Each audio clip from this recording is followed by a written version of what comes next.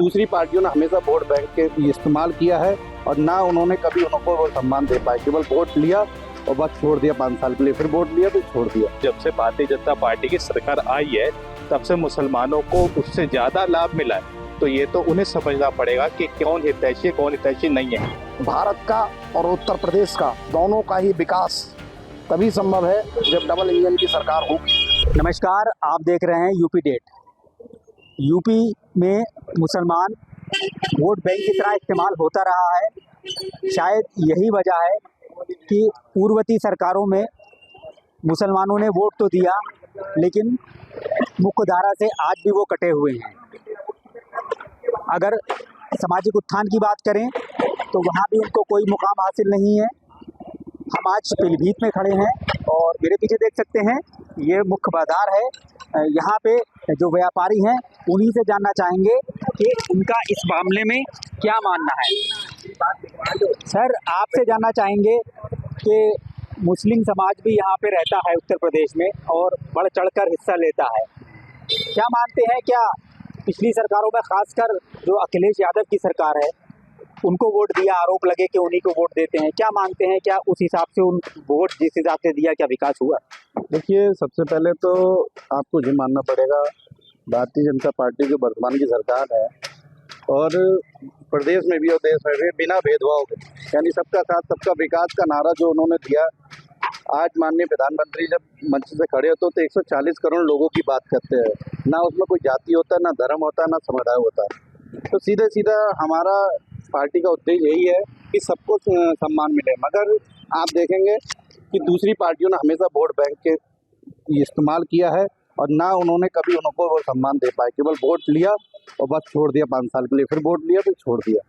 कई सरकारें नहीं, सपा के कई कार्यकाल रहे, बसपा के रहे या कांग्रेस के रहे प्रदेश में, आपने देखा कहीं कुछ नहीं हुआ।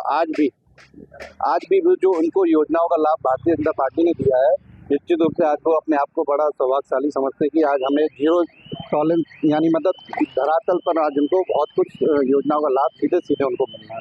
सर, आपसे जानना चाहेंगे, आप व्यापारी हैं, अखिलेश यादव पर तुष्टीकरण का ऐसा आरोप लगता है कि क्या मुसलमान के साथ के का वो सही कर रहे हैं?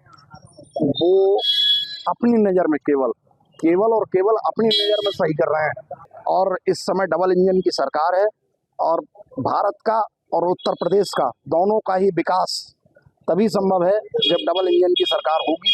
सिंगल इंजन की सरकारों में कभी भी ना विकास हुआ है और ना कभी विकास होगा। देखिए, रोडों का जाल मैप आप देख सकते हैं किस प्रकार से आज भारत के अंदर चौतरफा रोड, आज रात के 12 बजे भी कोई अगर सफर करना चाहे रात के 12 बजे भी वो निकलता है और अपने गंतव्य तक पहुंचता है। लेकिन शायद इससे पहले लूट खसोट, डकैती, मारपीट, चोर, बलात्कार, ये 2014 से पहले आज हमें ये सुनने को हमेशा आते थे। आज हम जो चीज़ देखते हैं, हम जब छोटे हुआ करते थे 2014 से पहले की सरकारों में गली के मोड़ पे चाकू लेके गुंडा बदमाश, वो आज की डेट में सब जीरो टॉलरेंस की नीति के तहत सब साफ हो चुका है।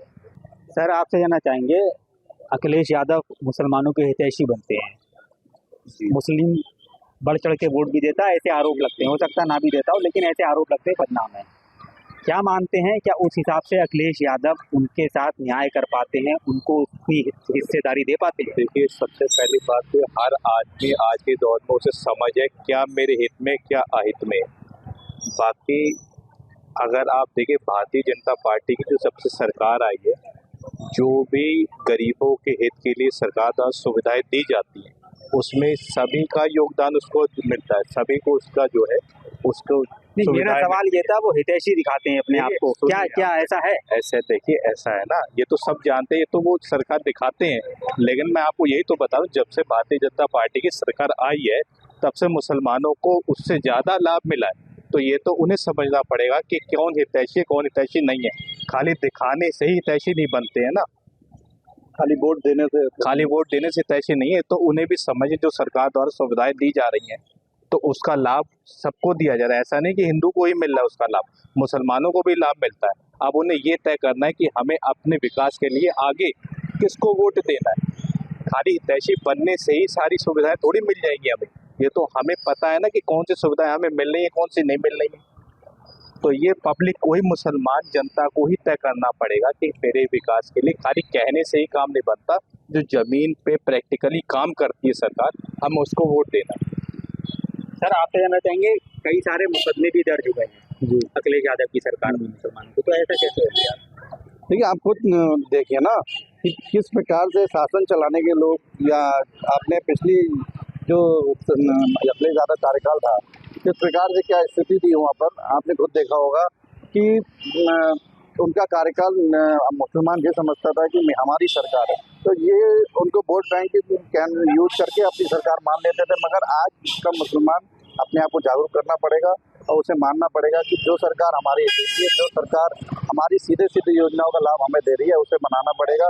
ये मुकदमेबाजी से अब ये सरकार नहीं, मतलब जो सरकारें थी नहीं चलेगी। अब केवल विकास और विकासशील देश बनाने में ही सरकार चलेगी। ये पीलीभीत के लोग थे, उनका साफ साफ ये कहना था कि जो मुस्लिम समाज है उसका केवल इस्तेमाल हुआ है। अब मुस्लिम समाज को समझना होगा कि उसे जिस तरह से पुराने ढर्रे पे वोट देता चला आया था और एक तरह से उनके ऊपर ठप्पा लग गया था कि समाजवादी पार्टी की ये वोटर है, और उसके बाद अगली सरकारें आती थी वो शायद उतना ध्यान नहीं दे पाती थी, क्या वो इससे बाहर आ पाएंगे?